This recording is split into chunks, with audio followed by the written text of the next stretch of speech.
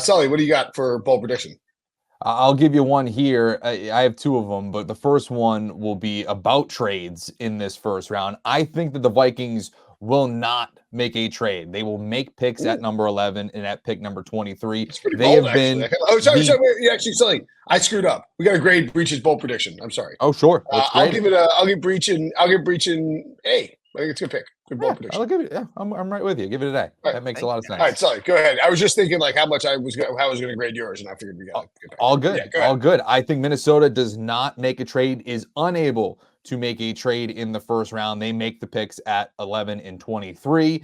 And I think they've been the darling, right, of this pre-draft cycle. Every person who's ever done a mock draft has them trading up to number 4 or number 5 with the Arizona Cardinals or the Chargers to select either JJ McCarthy or Drake May or whoever it's going to be. I think that New England is going to stay pat and probably draft Drake May. And I think the New York Giants are a team that could very easily flip to 4 or 5 to bring in JJ McCarthy. And then if you're Minnesota, I don't know if there's a realistic path to jump as high as you could go with all these assets to get Michael Penix. I think he might be available to you at number 10 or number 11. So I could see a scenario where they kind of get boxed out because New York has that higher pick. They only flip a spot or two, and you're sitting in Minnesota saying, okay, we just missed out on that first wave. I dig it. I think it is. I think what's fascinating about this draft and sort of doing these mock drafts is everything is so chalky. Like everything, and that's just not how the NFL draft works ever. Everything seems so obvious. It's so written in stone that the top, I mean, we know Caleb is going to go 1. It does seem like at this point that Jaden Daniels is going to be 2. I still don't rule out the idea that it's Drake May at 2. Like I think it's odd to me that everyone's just writing it off. And Washington has played it close to the best. Like by all accounts, Adam Peters hadn't told anybody what he's going to do with the number 2 overall pick. Then you have May to the Patriots, I think is written in stone. And it feels like now that the Cardinals are not going to move out of 4 because they love Marvin Harrison Jr. And why wouldn't they? Theoretically generational wide receiver prospect. Plus, you have this like the idea that like I saw Darren Urban of azcardinals.com or whatever put out a story. It's like basically, I don't want to say he's like doing like PR work for the team. I mean, he's writing for the team website, but it was using Monty Ossenfort's quotes and then using quotes from Joe Harris, the Chargers GM as well, to point out that it's fair trades in a situation like this with excess quarterbacks and a demand with the supply and the demand running as hot as it is for these quarterbacks, and the supply is huge and the demand is huge. Fair trades don't exist, right? Like it's like 11 and 23 equal 4. Well, yes, in a vacuum, they do. However, this is not a vacuum. This is a situation where quarterback. So I don't think the Cardinals are going to find a suitor willing to give up what they want to.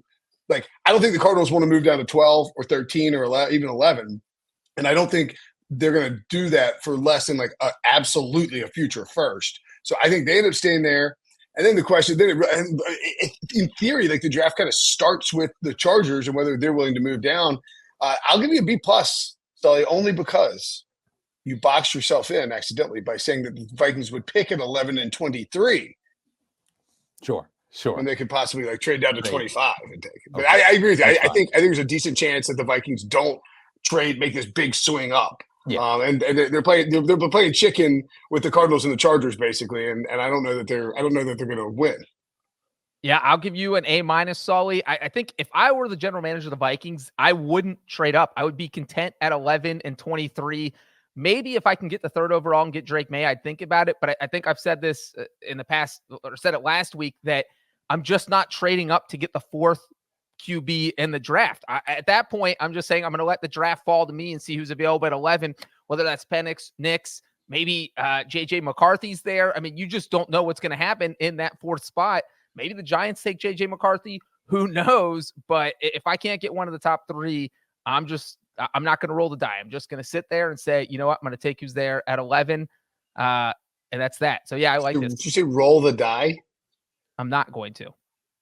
No, just a single one, just one die. This is a single roll. Who rolls the die? You roll 11th overall is one pick, so you roll one die. Is that okay? I mean, sure, but that's not the expression. Yeah, I wish Expression this involves was your bold prediction, so I could give you rolling a C something. plus just for saying roll the die. Breach's out here playing like single die games. It's nice, man. Love single die games. So you got any more bold predictions like floating around that you want to throw I'll out? give you a quick one. I think that the Cowboys come away from this NFL draft with a quarterback, and I think that quarterback is Spencer Rattler, which sends off a lot of drama in Big Day. In the first round or second round? No, not in first round. Okay. End of day 2, beginning of day 3. Hey, look, that's an A. That's actually, I'll give that an A plus because you're calling your shot on the name of the quarterback, specifically Spencer Rattler, to specifically the Cowboys at any point during the draft. And you're getting the plus tacked on there because when they do that, it is an absolute laser gun fired across the bow of Dak Prescott. And people will lose their ever-loving minds if the Cowboys draft a quarterback. So I'm here for it.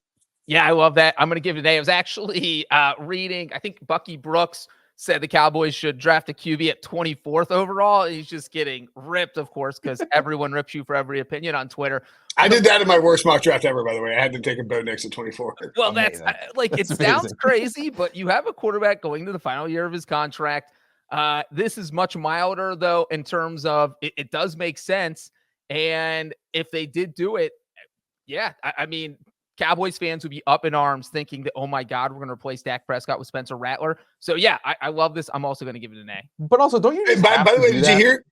Like, just not Spencer Rattler, but don't you just have to draft a quarterback? Like, I know that, yeah, okay, fine. You got Trey Lance. The dude was like an emergency quarterback at the end of the year. I don't think that he's viewed as some sort of, possible heir to Dak Prescott. Even if you do sign him to an extension, you probably should have an insurance policy in the event that you don't. Well, and don't sleep on the fact that Dak in the 2016 draft was a 4th round pick. Like they weren't drafting Dak like, oh, and Dak fell. I can always forget this. He fell because he got a DUI during the draft process.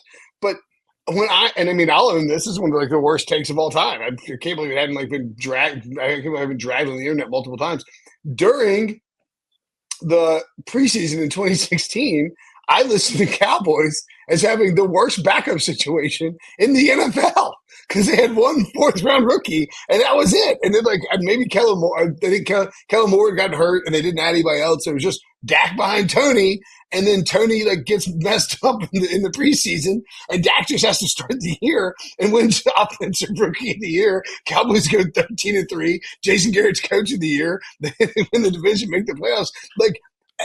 The Cowboys didn't think that they were fine when they drafted Dak. And so that's why, it's why it's so amazing they just keep doing this thing with paying him. Jerry Jones, by the way, cited the phrase all in once again this week when discussing the NFL draft, which is just magical that he's like, no, we're all in on the draft. It's like, what are you doing, man? Stop using that phrase.